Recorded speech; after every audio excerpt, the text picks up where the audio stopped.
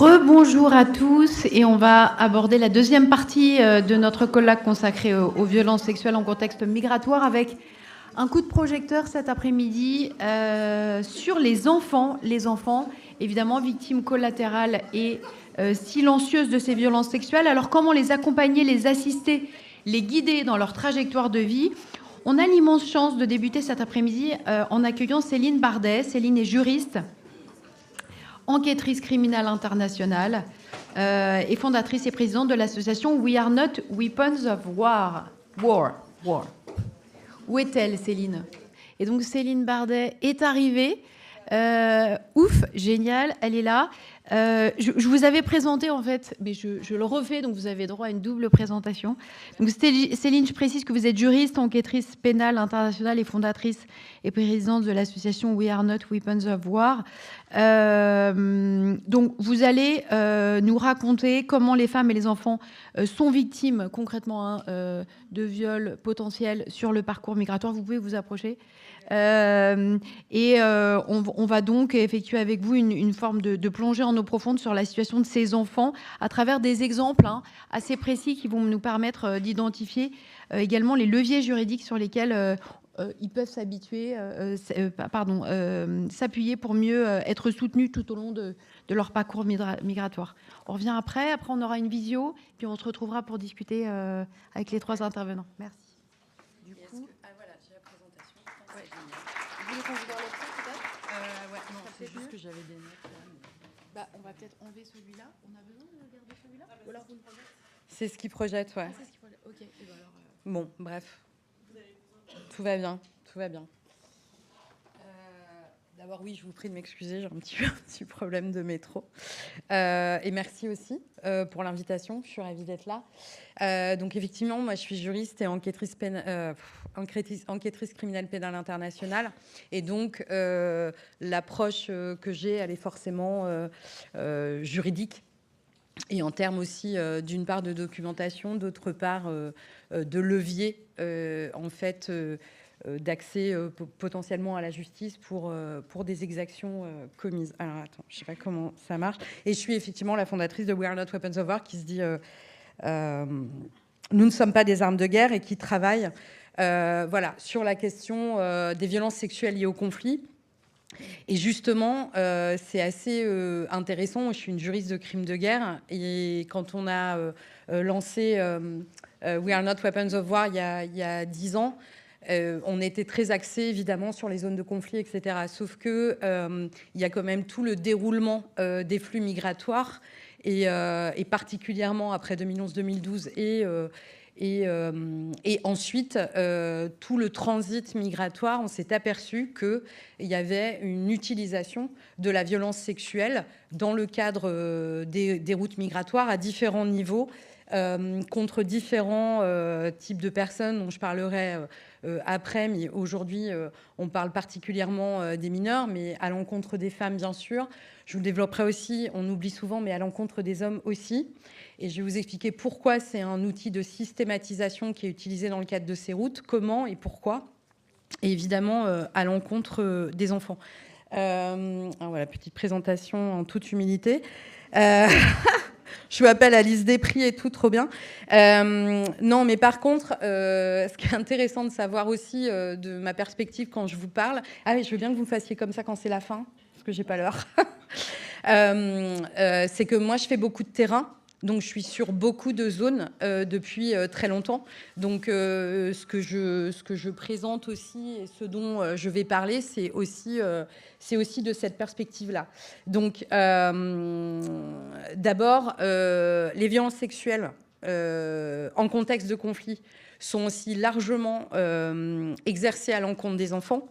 Et le sont effectivement aussi dans le cadre des routes migratoires. Et tout ça, il faut bien comprendre, et c'est la raison d'être de la création de mon ONG, que ce ne sont pas des dommages collatéraux, que ce qu'on appelle communément le viol de guerre est une arme qu'on utilise, je dis souvent, de la même manière que n'importe quelle autre arme, en fait, dans une stratégie de conflit ou dans une stratégie de contrôle parce que j'y reviendrai sur les routes migratoires, c'est un peu ça, ou dans une stratégie même de business, la violence sexuelle devient une arme comme une autre. On va utiliser une Kalachnikov, on va utiliser la violence sexuelle avec des objectifs qui sont très précis. Non, c'est parce que comme j'ai des chiffres et que je ne vais pas vous dire n'importe quoi, je vais faire comme ça avec 2 ordinateurs. Donc, évidemment, les parcours migratoires, comme je pense que ça a été évoqué certainement depuis le début de ce colloque, créent des vulnérabilités. Et à chaque fois, en fait, on parle, je reviens là, on parle de population vulnérable. Donc, dans un conflit, une population est vulnérable. Quand elle est en transit dans le cadre d'un flux migratoire, elle est totalement vulnérable. Et évidemment, les personnes qui le sont le plus, ce sont les femmes et les enfants. Il y a une séparation familiale, parfois aussi, enfin, c'est pas même parfois, enfin, on va dire parfois, enfin, en tout cas, il y a beaucoup aussi, une des raisons du départ du pays d'origine peut déjà être une question d'avoir subi des violences sexuelles dans le cadre des conflits. Je pense évidemment particulièrement à la République démocratique du Congo, à la Centrafrique, à tout le Sahel, où il y a des gens qui partent, notamment des femmes, parce qu'elles ont subi dans leur pays d'origine, dans le cadre du conflit, des violences sexuelles. Et ce qui va se passer, c'est qu'elles vont en subir malheureusement encore plus. Alors la question des chiffres, parce que je pense peut-être en discussion, c'est des discussions qu'on aura. Pour ceux qui me connaissent, ou pas, je ne sais pas, mais il y a une... Enfin moi, les chiffres, ça m'énerve toujours un peu parce que d'abord, il y a un travail de documentation qui n'est absolument pas suffisant, et notamment sur ces questions-là, concernant les migrants. Alors, je vous ajoute aussi que je suis juge assesseur à la Cour d'asile.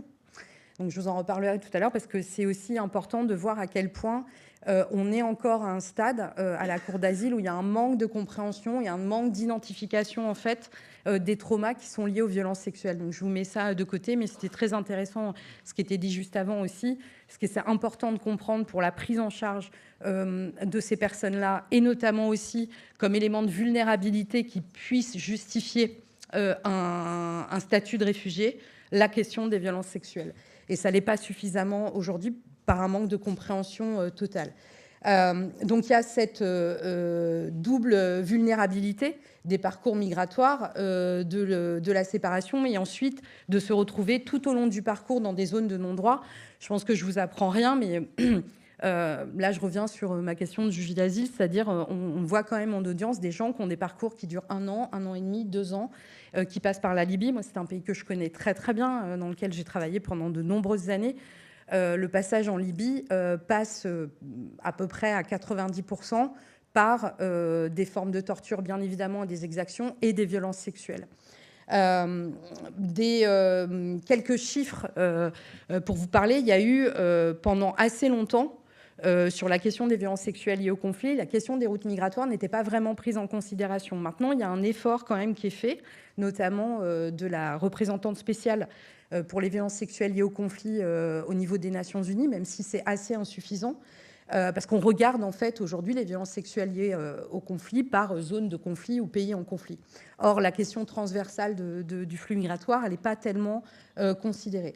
Mais en 2024, le mécanisme ONU Enfants et conflits armés a comptabilisé 22 495 enfants qui ont été affectés, en tout cas tels que documentés, par les graves violations, notamment recrutement, meurtre, blessures, violences sexuelles, etc., avec une progression de ces violences sexuelles. Je vous souligne ça aussi parce que de manière générale, et pardon, je reviens souvent là-dessus, mais c'est l'objet même de mon ONG, les violences sexuelles liées au conflit, le viol de guerre, le dernier rapport de la représentante spéciale a noté une augmentation de 25%. Je parle de ça parce que, on voit à quel point c'est difficile de parler des violences sexuelles, dans tous les contextes par ailleurs. 2, que c'est un sujet qui n'intéresse pas beaucoup parce qu'il est complexe et que la prise en charge, comme elle a été évoquée tout à l'heure, est très complexe. Et 3, je ne sais plus où j'en suis, il y a une impunité évidemment judiciaire parce qu'il y a un problème de documentation, il y a un problème d'identification de ces victimes, comme je disais, parce qu'on ne va pas forcément leur poser les bonnes questions, notamment. Et du coup, il y a une impunité totale au niveau judiciaire. Donc, il y a une difficulté aussi à intégrer la reconnaissance des violences sexuelles comme type d'exaction, notamment dans le cadre des... je ne suis pas du tout ma présentation, mais ce n'est pas grave, comme ça, vous pouvez faire les deux, m'écouter ou lire. dans le cadre notamment de la qualification de crimes internationaux, par exemple. Alors, il y a une réflexion aussi que moi, en tout cas, je trouve intéressante, à savoir celle de savoir si à un moment, on ne pourrait pas commencer à parler de crimes contre l'humanité quand il s'agit des routes migratoires. Pourquoi ? Parce qu'on voit qu'il y a une systématisation de ces violences et d'ailleurs de plein d'autres formes d'exaction. Mais moi, je trouve que c'est une question à poser. Que l'autre question que je pose toujours aussi, y compris pour le viol de guerre et qu'on n'entend pas souvent parce qu'on parle beaucoup des victimes à juste titre, mais c'est qui viole ou alors qui organise ces systèmes-là. Donc, pour les flux migratoires, il y a bien sûr la question des passeurs, mais parfois ça va bien au-delà de ça. C'est-à-dire qu'il y a une politique, une stratégie qui est mise en place et qui donc ensuite est appliquée par ces passeurs. Donc, je trouve qu'il n'y a pas suffisamment de documentation et de travail autour de ça. Et je ne sais plus ce qu'il y a après, voilà. Et la question des chiffres, comme je vous disais tout à l'heure, elle est importante évidemment, mais on sait très bien que les chiffres sont vraiment, pardon, j'ai envie de dire peanuts, mais on est vraiment là, quoi. On est vraiment à, je pense, moins de 1% de la réalité par rapport, la réalité des chiffres, les chiffres par rapport à la réalité et l'ampleur. Pourquoi les enfants sont particulièrement ciblés ? Pour plein de raisons. D'abord parce qu'évidemment, il y a une vulnérabilité extrême. Comme vous le savez aussi, il y a beaucoup d'enfants ou de jeunes enfants, souvent, qui ont entre 12, 15 et 16 ans, qui sont envoyés un peu, si je puis dire, en tête de proue par leur famille pour aller migrer et partir. Donc, ils partent souvent seuls. Donc, ils sont dans un état de vulnérabilité extrême. Ils sont déplacés, ils sont isolés, etc. Donc, c'est une des raisons pour lesquelles ils sont ciblés. C'est aussi, dans le cadre des violences sexuelles dans les conflits, une tactique de guerre qu'on voit sur les zones de conflit où les enfants sont visés pour terroriser les communautés. Il ne faut pas oublier que l'utilisation de la violence sexuelle, moi, je dis tout le temps, il n'y a pas de gradation dans les exactions qui sont commises, que ce soit dans les conflits ou dans des zones de crise ou notamment sur un espace, par exemple, transitoire, migratoire. Par contre, la violence sexuelle, c'est toujours quelque part un crime pas comme les autres. Et pourquoi c'est un crime pas comme les autres ? Parce que justement, les conséquences de ce crime peuvent être assez différentes des autres types d'exactions. Et surtout, ce crime, à chaque fois, il a un objectif précis, non pas que les autres n'en aient pas, mais il impacte la communauté, il transgresse aussi beaucoup de choses. Et encore une fois, on parle beaucoup des femmes, mais il y a aussi beaucoup les jeunes hommes. Et quand je parle de transgression il faut s'arrêter un instant pour imaginer ce qui se passe dans la tête et de ce que peuvent vivre des jeunes garçons, par exemple, ou même des hommes, soit dans le cadre d'un conflit, soit dans une route migratoire, qui subissent des violences sexuelles. C'est-à-dire que ça touche aussi à beaucoup de choses qui sont liées à l'orientation sexuelle, ou des gens, moi, qui me parlent de beaucoup de victimes, j'ai rencontré, qui après me disent, voilà, moi, je suis devenue une femme parce qu'ils ont vécu ces exactions-là. Donc, la manière dont c'est perçu, et avec des populations qui viennent de territoires et de cultures et de contextes qui... par rapport à ça, en fait, sont très traditionnels et très, très fermés. Donc, le viol des garçons et des hommes, il a un impact, encore une fois, ce n'est pas une question de gradation, mais il a un impact, j'allais dire, c'est pas plus fort, mais en tout cas très différent. Et ça veut dire aussi que de l'autre côté, on ne traite pas, on n'accueille pas et on ne traite pas les traumas et l'état de ces personnes, que ce soit des femmes ou des hommes. Et aujourd'hui, un des problèmes fondamentaux qu'il y a aussi, que ce soit encore une fois dans les zones de conflit, et là c'est moins mon expertise sur l'Europe, etc., mais je sais que le Centre Primo Levi travaille beaucoup là-dessus, c'est qu'il y a beaucoup moins de services à disposition pour les hommes. Souvent, vous entendez quand c'est sur les zones de conflit ou ailleurs, moi les hommes et les garçons, ils me disent en fait je ne sais pas où aller. Moi, je suis une femme, on m'envoie dans un centre de femmes, on m'envoie voir une gynécologue. Un homme, on va peut-être l'envoyer voir un médecin généraliste. Alors que, et pardon de ça, mais voilà, il a des fissures anales et que ce n'est pas un médecin généraliste dont il a besoin.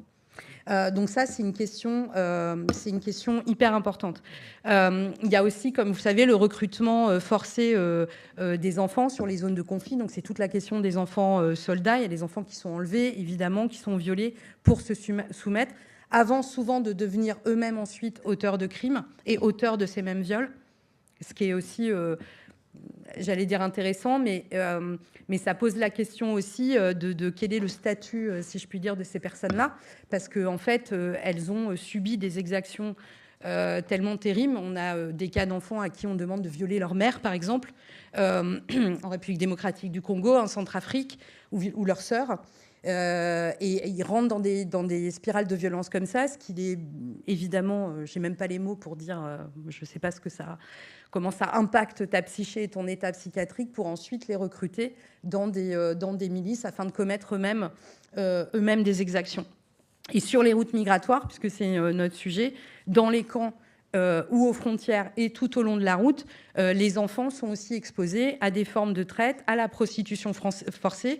Souvent aussi, quand ils arrivent sur les territoires européens, en fait, c'est ce qu'ils font, d'une part parce qu'ils ont besoin de survivre, et aussi parce que, quelque part, c'est ce qu'ils ont appris et ce qu'ils savent, enfin, je sais pas comment dire ça, ce qu'ils savent faire et ce qu'ils ont appris. Et il n'y a que comme ça, en fait, qu'ils arrivent à s'en sortir. Il y a toute la question, évidemment, de l'échange du sexe contre nourriture, etc., qu'on voit dans les zones de conflit, mais qu'on voit aussi sur les routes des migrations. Par exemple, moi, j'ai rencontré beaucoup, là, en l'occurrence, de jeunes filles qui n'ont pas d'argent pour quitter leur pays et vont être sur une situation, on va leur dire, en fait, tu n'as pas besoin de payer pour ça. En fait, tu payes sous forme de violence sexuelle. Et je pense notamment à une jeune fille que j'ai eue il n'y a pas très longtemps et qui est passée, en plus, vraiment entre les mains de quelqu'un qui, ensuite, l'a quelque part vendue, c'est-à-dire vendait ses viols, en fait, vendait à d'autres gens la possibilité de venir la violer.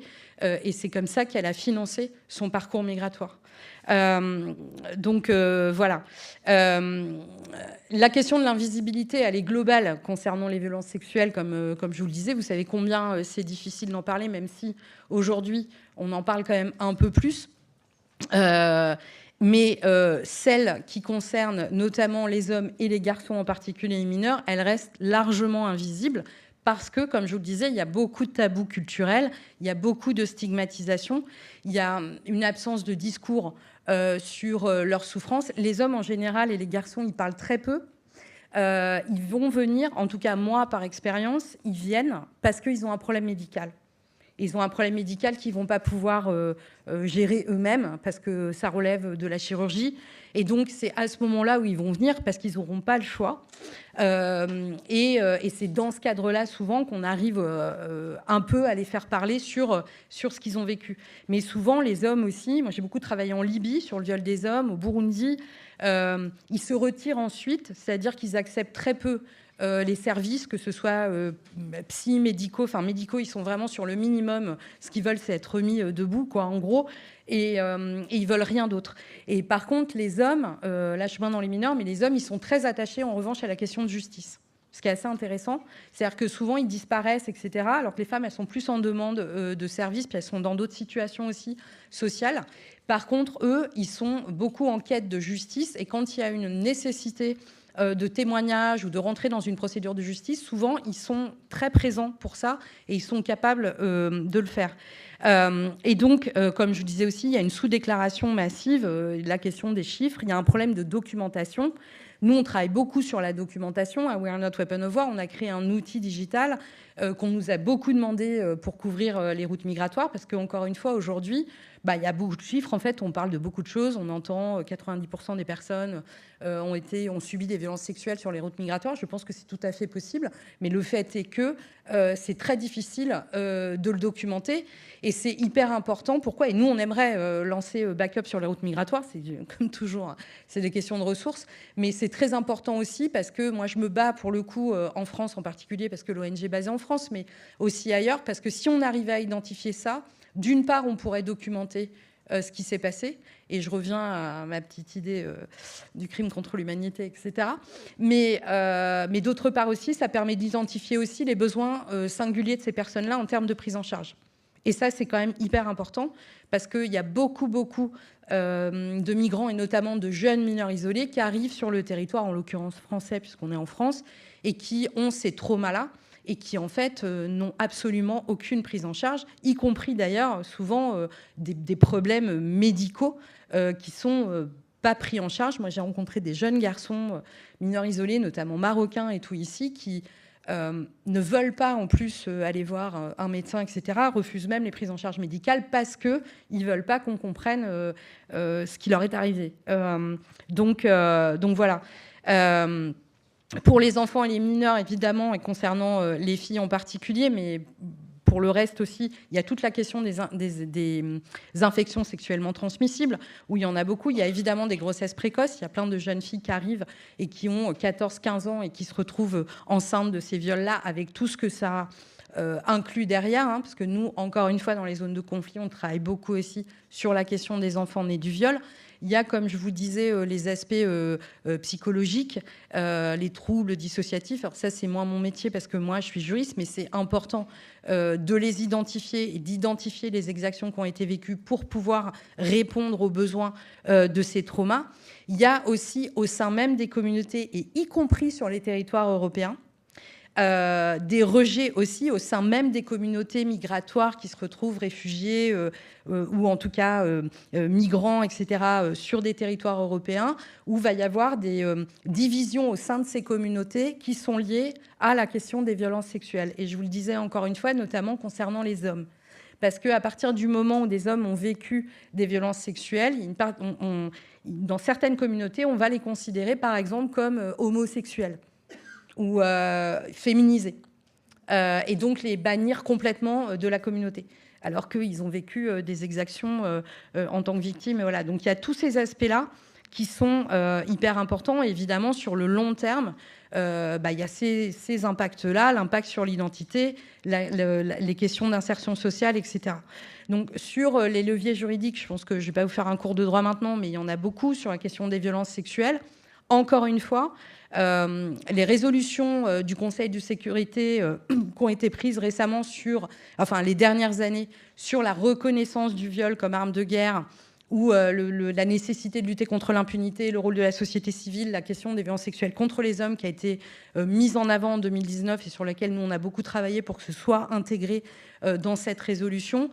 En revanche, la question encore une fois, je dis transversale, je ne sais pas si c'est le bon terme, mais en tout cas, je vais l'appeler comme ça, transversale, de la question des flux migratoires et du type d'exaction que l'on rencontre pendant les flux migratoires, mais ça, ce n'est pas du tout évoqué. En fait, pas du tout. Et donc, ça pose quand même aussi une question, là, d'un point de vue plus de juriste, de dire à quel moment, en fait, on qualifie ces exactions-là en dehors d'un cadre de droit commun. Parce qu'on peut continuer à dire, ben oui, d'accord, tu as subi des violences sexuelles sur le parcours migratoire, voilà, tu as subi des violences sexuelles sur le parcours migratoire. Or, moi, ce que je dis, c'est qu'on doit aller au-delà de ça au niveau juridique, c'est-à-dire que ça n'est pas une question d'exaction, de crime ou de commis de droit commun, comme un viol de droit commun. C'est un système qui est systématisé avec des objectifs, qui est fait à grande échelle, et qui donc devrait relever de la définition du crime international. La question qui se pose derrière, c'est qui, encore une fois, commet se trouve derrière tous ces systèmes. Je voulais finir sur, je crois que c'est le dernier, voilà, je vous disais la question du juge de l'asile, et moi je trouve que c'est une question assez fondamentale, parce que je siège à la Cour depuis 6 ans, et je vois à quel point, il y a un manque de formation mais total, mais ne serait-ce que sur comment simplement déjà on échange et on conduit un entretien avec un requérant qui demande l'asile et qui vient d'un pays quelconque, qui parfois n'est pas lettré, ne sait même pas lire ni écrire, n'est pas allé à l'école, etc., a un trauma et tout ça. Ça déjà, on est quand même au niveau... j'allais dire, on est pas mal au niveau 0, je suis un peu dure, mais il y a beaucoup de problèmes avec ça. Et la question de l'identification d'éléments de trauma qui permettent à penser, si la personne ne l'évoque pas, mais il y en a aussi qui l'évoquent, de l'impact des violences sexuelles. Et ça, c'est extrêmement important, parce que, encore une fois, je pense que c'est dans le cadre des conventions de Genève et sur la question du statut de réfugié et sur la question de la jurisprudence qui est développée depuis très longtemps déjà, la question de l'élément de vulnérabilité, sont quand même des notions qui sont très importantes en droit de l'asile, mais qui sont, j'allais dire, sous-utilisées Souvent, les juges, ouh là là, non, mais quand même, on va pas aller là-dedans, parce que ouh là là, comment on va expliquer ça? Bah si, un jeune mineur isolé qui a fait 1 an et demi de parcours migratoire, qui a été violé tout le long, il ou elle, et qui arrive seul, bah si, il y a un élément de vulnérabilité. Pourquoi? Parce qu'en plus, s'il retourne dans son pays, du fait de ce qu'il a vécu, du fait de la manière dont la société peut le regarder, il est vulnérable et il est 9 chances et demie sur 10, et c'est terrible de dire ça. S'il arrive à retourner chez lui, il sera pris, je ne sais pas, dans un trafic, dans un truc de traite et tout. Donc il y a un travail à faire là-dessus qui est extrêmement important. Il y a souvent des attentes de certificats médicaux qui sont un problème parce que quand ils arrivent, souvent, ils sont pas forcément... il s'est passé un certain temps, c'est comme les conflits. Et ça, c'est des choses qui, moi, m'énervent particulièrement parce que sur les zones de conflit, j'arrête là, c'est ça? Non? Ouais, non, mais j'ai fini de toute façon. Pardon.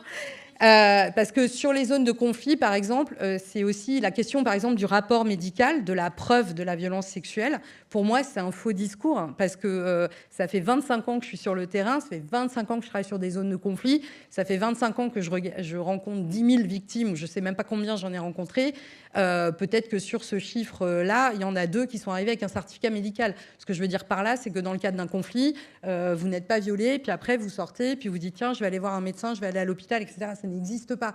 Il y a des cas où ça arrive, mais c'est très rare. Donc la question du rapport médical, pour moi, c'est un faux débat. On peut prouver des violences sexuelles, surtout quand elles sont systématisées. J'ai envie de vous dire, c'est même beaucoup plus facile. C'est comme un conflit, je dis toujours, nous, quand on a une alerte sur notre outil digital, en général, tu vas avoir un endroit où il s'est passé quelque chose, tu vas avoir une personne, puis après, tu vois 2, 3, 4, 5, 6. Pourquoi? Parce que le viol de guerre, il n'est jamais isolé. Le viol de guerre, c'est pas un soldat qui passe et puis qui a vu quelqu'un. C'est pas ça, le viol de guerre. Le viol de guerre, c'est des attaques systématisées contre les personnes. Donc, les flux migratoires, c'est exactement pareil. C'est-à-dire que si vous arrêtez, imaginez qu'on ait les moyens, nous, ce qu'on voudrait faire avec Backup, ou même sur les bateaux, je discute beaucoup avec SOS Méditerranée, où vous récupérez des gens, sur les 200 qui arrivent sur un bateau, si vous leur posez les questions et tout, il y en a les 3/4 qui ont vécu des violences sexuelles. Donc, à partir du moment où vous documentez ça, je veux dire, c'est quand même pas très difficile de mettre en place la caractérisation de la systématisation de ces exactions et de cette pratique.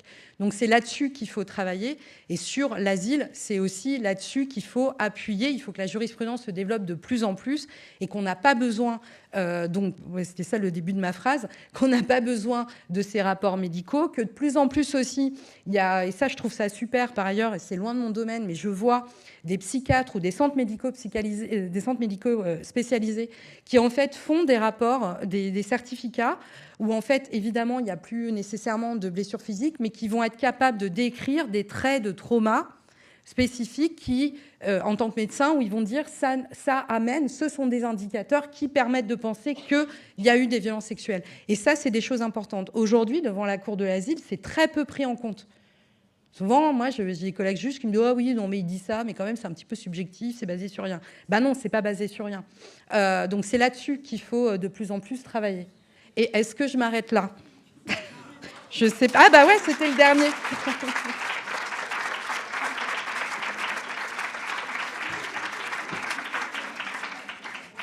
Merci beaucoup, Céline. Et on vous retrouve... ne partez pas parce qu'on vous retrouve après pour le petit échange avec Armando.